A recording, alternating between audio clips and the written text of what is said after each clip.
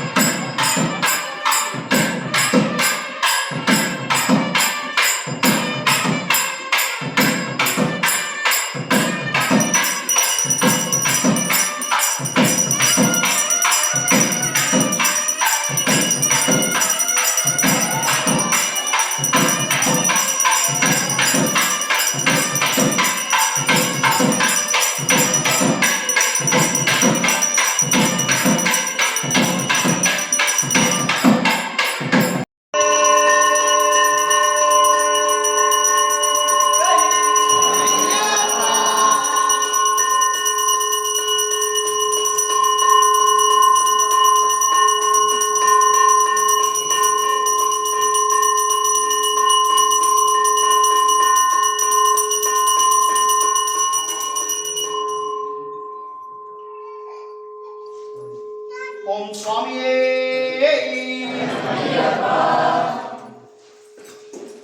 எல்லாம் வல்ல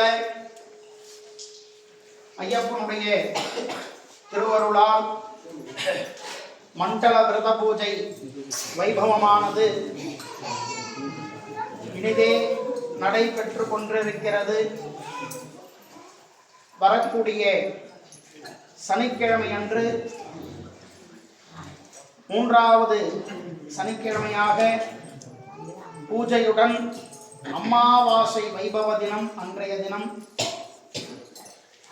இதில் என்ன சிறப்பு அப்படின்னா, எப்பயும் மாதம் அமாவாசை வரும். 12 மாதத்திற்கு 12 பௌர்ணமி மிகவும் உரித்தானது. இந்த மண்டல விரத காலங்களில் ஏற்கனவே சொன்னதுதான் ரெட்டிப்பு பலன். சாதாரணமாக விரதம் இருந்து ஒரு பூஜையை செய்விக்கிறோம் அப்படின்னும் பொழுது ஏதோ கிஞ்சத்து அப்படின்னு சொல்ற மாதிரி யதாசக்தி நம்மளுடைய பலன்களுக்கு தக்கவாறு அது கிடைக்கும். இந்த மாதிரி மண்டலமா எல்லாரும் சேர்ந்து விரதம் இருந்து கூட்டு வழிபாடா பண்ணும் பொழுது மாபெரும் பலன் கிடைக்கும். பெரிய பலனான கூட்டு பிரார்த்தனைன்றது மிகவும் பெரிய விஷயம். அப்ப இந்த 45 நாள் எல்லாருமே ஒரு சேர்ந்து ஐயப்பனை ஸ்தோத்திரம் ஸ்துதி ஸ்மரணம் செஞ்சு நம்மளுடைய சர்வ பாபங்களையும் நிவாரணம் செய்விக்கக்கூடியவர் ஐயப்பன். கலியுகத்துல கண் கண்ட தெய்வம். எல்லா சுவாமிக்கு பின்னாடி எதையாவது ஒன்று சேர்த்துக்க வேண்டியதுதானே அப்படின்றது நம்மளுடைய மனசு. ஒரு சிலருடைய அறிவுரைகள் நம்ம யோசிச்சோம்னா தெரியும். அறுபடை வீடுகள்ல முருகப்பெருமான் ரொம்பவும் போற்றப்படக்கூடிய க்ஷேத்திரம் எதுன்னா பழனியை சொல்லுவா முதல்ல. காரணம் என்னன்னா, இரு திரு கரங்கள், 2 கையோட இருக்கக்கூடிய தெய்வம், மாபெரும் சக்தி படைத்தது, 2 கைகள் உடைய தெய்வம். பழனி தண்டாயுதபாணி ஞான பிழம்பு அப்படின்னு சொல்றார். அப்ப அந்த தண்டபாணி கோவில்ல தான் சரவண பொய்கை அப்படின்ற நதியில தான் நம்மளுடைய முடி காணிக்கையை செலுத்தணும். முடி காணிக்கையை அந்த சரவண பொய்கையில செலுத்திட்டு ஸ்நானம் பண்ணிட்டு அங்கேருந்து வந்து தண்டாயுதபாணியை மேலே போய் தரிசனம் பண்ணிட்டு அந்த மூர்த்திக்கு காரணமாக விளங்கக்கூடியவர் எல்லாருக்கும் தெரியும். அந்த சித்தருடைய சன்னதியில போய் அவரை தரிசனம் பண்றது. அவரை தரிசனம் பண்ணிட்டு அங்கிருந்து கீழே வந்துட்டு ஆவினன்குடி அப்படின்னு இருக்கும். திரு ஆவினன்குடி அடிவாரம் மலைக்கு அடிவாரத்துல முருகன் கோவில்.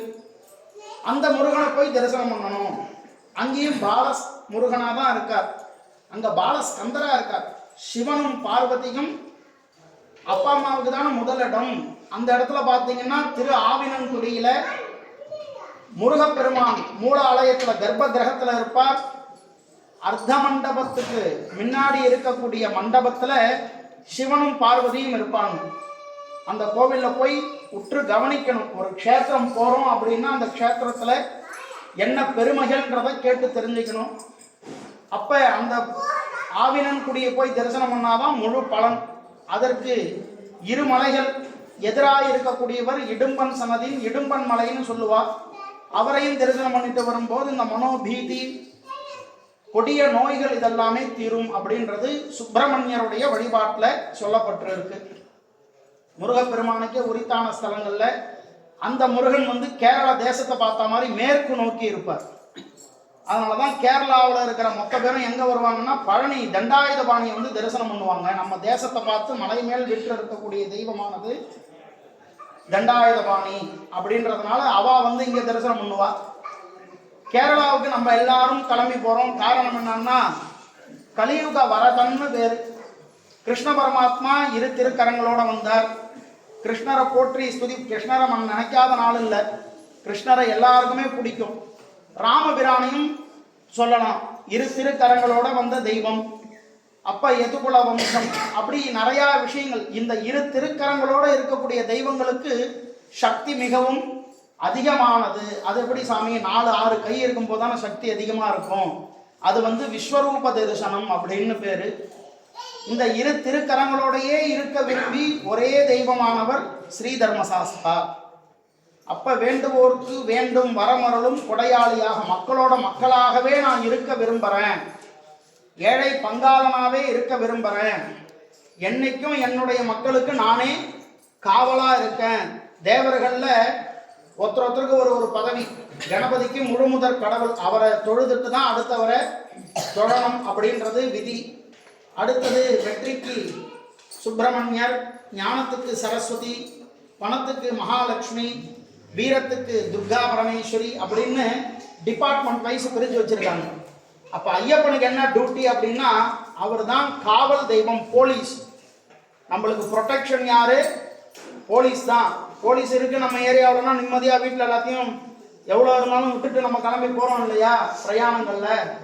அந்த மாதிரி காவல் நண்பனாகவும் இருக்கார், தோழனாகவும் இருக்கார், தெய்வமாகவும் இருக்காருன்னா அது ஐயப்பன் தான். கலியுகத்துல கண்கண்ட தெய்வம். நிறைய அற்புதங்களை சொல்லலாம் அவரை பத்தி, நிறைய விஷயங்கள் இருக்கு. ஒரு நாள் போராது, இந்த ஒரு யுகமும் பத்தாது. ஐயப்பனை சொல்லணும்னா நிறைய விதங்கள்ல சொல்லலாம். அப்படி இருக்கக்கூடிய பட்சத்துல வரக்கூடிய சனிக்கிழமை அன்னைக்கு அமாவாசை. அந்த அமாவாசை யாருக்கு உரித்தானது? சூரிய பகவானுக்கு உரித்தானது. பௌர்ணமி சந்திர பகவானுக்கு உரித்தானது. அந்த சூரியனுடைய திதியாகப்பட்டது சனிக்கிழமையில வந்திருக்கு. அந்த சனிக்கிழமை யாருக்கு உரித்தானதுன்னு பார்த்தீங்கன்னா சனீஸ்வர பகவானுக்கு உரித்தானது. சனீஸ்வர பகவான் யாருங்க? சூரியனுடைய பையன். அவர் இப்ப கிரக மண்டலத்தின் படி எங்க இருக்கார் அப்படின்னா, நவகிரகங்கள்ல மகர கும்ப ராசிக்கு அதிபதியாக விளங்கக்கூடியவர் சனி பகவான். அவர் தன்னுடைய சொந்த வீட்டில் ஆட்சி பலத்தோட வக்கர நிவர்த்தி பெற்று இப்ப முதல்ல அவருக்கு வரக்கூடிய விசேஷமானது இந்த அமாவாசை வைபவ தினம். ஆகையால இந்த அமாவாசை தினத்துல நம்ம விஸ்வநாதருக்கு நம்ம கையால ஒரு பால் அபிஷேகம் செய்விக்கிறதோ, இல்லைன்னா நம்ம கையால ஒரு தீபம் ஏற்றதோ, இந்த மாதிரி செய்யறது. அப்படி இல்லைன்னா இந்த வழிபாட்டில் கலந்துண்டாலே நம்மளுக்கு இருக்கக்கூடிய பித்ருக்கள் தோஷமானது விலக பெற்றும். எனக்கு பித்ரு தோஷமே இல்லை, அப்ப பித்ருக்களுடைய ஆசீர்வாதம் கிடைக்கும். மாதா பிதா குரு தெய்வம் அப்படிதான் சொல்லியிருக்கு. அப்படி மாத்ரு தேவோ பவா பித்ரு தேவோ பவா அப்படின்றா. அப்ப அந்த இடத்துல வரக்கூடிய அமாவாசை வைபவ தினம் நம்ம ஐயப்பனுக்கே உரித்தான தினமாக இந்த க்ஷேத்திரத்துல யாரும் சிரமப்படக்கூடாதுன்னு இந்த ஆலயம் நிர்மாணம் பண்ணது சாதாரண விஷயம் இல்லை. புனரமைப்பு பண்ணது ஒரு பிராணம் போய் பிராணம் வந்தா மாதிரி தான். ஏகப்பட்ட சவால்கள், இந்த சவால்கள்லாம் தாண்டி இந்த கோவிலை புனரமைப்பு பண்ணி, இந்த கோவிலை நீங்க கவனிச்சிருக்கீங்களா? மகா கணபதி சன்னதியிலிருந்து அப்படியே பிரதட்சணமா விஸ்வநாதரை பார்த்துட்டு வசந்த மண்டப தெய்வங்களை தரிசனம் பண்ணி ஐயப்பனை சுத்தி வந்தீங்கன்னா ஓம்கார ரூபமா இருக்கும் இந்த கோவில். ஓம்ன்ற வடிவில இந்த கோவிலை அமைச்சிருக்கும். இப்ப புரியுதுங்களா? பிள்ளையார சுத்தறீங்க, அப்படியே காமாட்சி ஏகாம்பரநாதரை சுத்தி அந்த பக்கமா வரீங்க. இப்படி வசந்த மண்டப தெய்வத்தை பார்த்துட்டு திரும்ப இப்படியா எங்க போறீங்க? ஐயப்பனை சுத்தி இப்படி முடிக்கும் பொழுது ஓம் அந்த மா புள்ளி விபரமா இந்த திருப்படியை சேர்த்து ஓங்கார ரூபமா இந்த கோவில் அமையப்பெற்று இருக்கு. சாதாரணமா சன்னதி வைக்கணும், இதை மாத்தணும் அப்படின்ற இதெல்லாம் மாத்தல. இந்த ஐயப்பனுடைய திருவுள்ளம் அவருடைய சன்னதியை திருப்பிக்காம மற்ற எல்லா தெய்வங்களையும் தன்னை சார்ந்த மாதிரி பார்க்கிறார். இப்ப ஐயப்பனை பார்த்த மாதிரி தான் எல்லா தெய்வமும் இருக்கு. பக்கத்துல திரும்பி பார்க்கணுன்றதுலாம் இல்லை. எல்லா தெய்வத்தினுடைய சக்தியும் எங்க போகுதுங்க? ஐயப்பன்ட்ட போகுது. அப்ப கருப்புசாமி இருக்க கேட்கலாம் யாராவது. கருப்புசாமி அவருக்கு காவல். யாரு? அவருக்கு காவல். அந்த கருப்புசாமிக்கு மேல யார் காவல்? அந்த கருப்புசாமி 18 படிக்கு தான் காவலா இருக்கார். 18 படியை தாண்டி துவார பாலகர்கள்னு சொல்லி 2 பேர் இருக்கா. அந்த துவார பாலகர்களை தாண்டி யார் இருக்கா அப்படின்னா, வலது பக்கம் வீரபத்ரர் இருக்கார், இடது பக்கம் பைரவமூர்த்தி இருக்கார். அதனாலதான் நீங்க எல்லாருமே பார்த்துருப்பீங்க, யூடியூப் ஃபேஸ்புக் எல்லாத்துலயுமே சன்னிதானம் கதவை திறக்கும் பொழுது ஒரு மாதமும் நடை திறக்கும் பொழுது கற்பூரம் 2 வாசல்ல வச்சு ஏத்திட்டு தீபாரணை காட்டிட்டு தான் மணி அடிச்சுட்டு உள்ள போவாங்க. அவங்கள்ட்ட உத்தரவு வாங்காம யாருமே போக முடியாது. அர்ச்சகர் கூட அடிச்சுடுவாங்க. கேட்டு கேள்வியே கிடையாது. காவல் தெய்வத்துல உக்ர தெய்வம்னு பேரு. உக்ர தெய்வம் வீரபத்ரரும் பைரவரும் காவல் தெய்வங்கள்ல உக்ர ஜனிதமா இருக்கக்கூடிய தெய்வம்.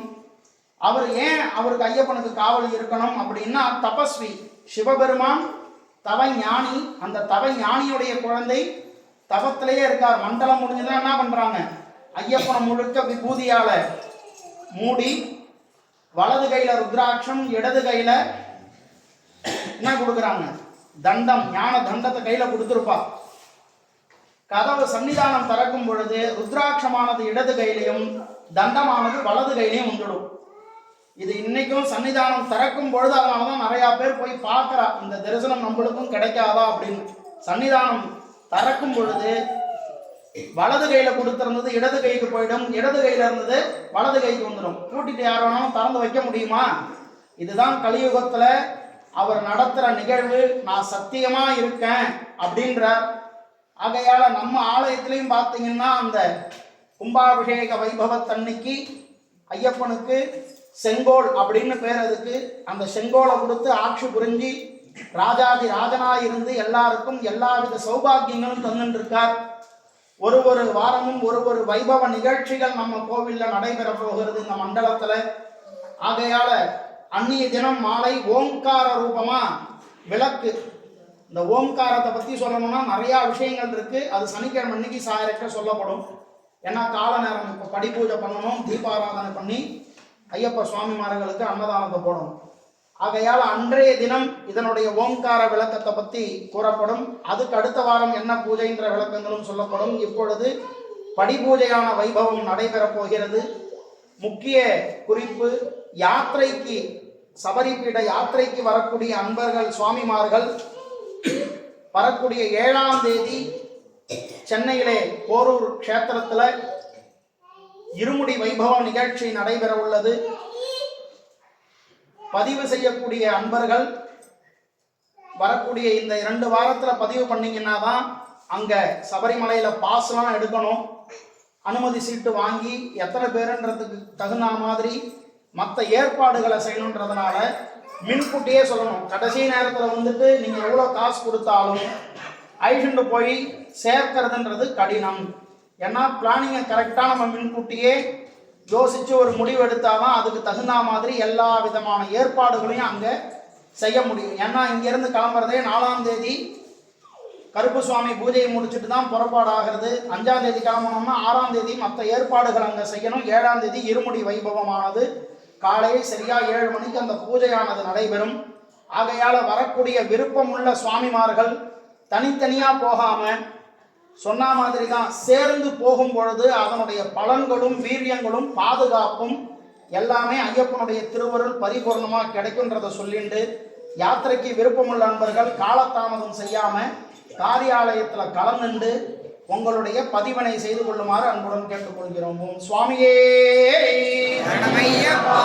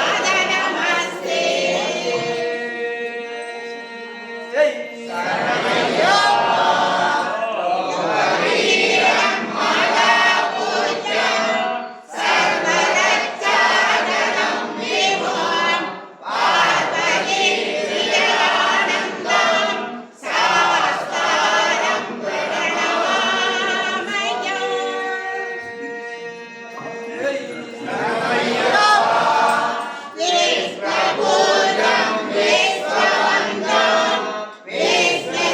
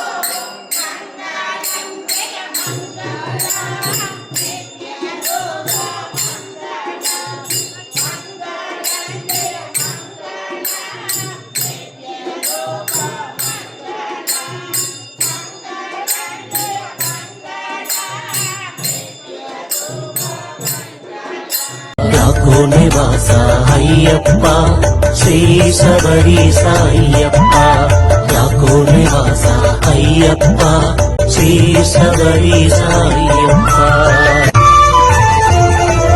அடிக்கடி சொல்லும் திருநாமம் ஐயப்பன் திருநாமம் நாமும் அடிக்கடி சொன்னால் வாழ்வினிலே ஐயப்பன் அருள் கூடும் உன் பேர் சொல்ல சொல்ல உற்சாகம் பிறக்கிறதே ஐயப்பா குந்தனுக்குள்ளே ஏதேதோ சக்தி இருக்கிறதே ஐயப்பா யாக்கோ நிவாச ஐயப்பா ஸ்ரீ சபரீச ஐயப்பா யாக்கோ நிவாச ஐயப்பா ஸ்ரீ சபரீச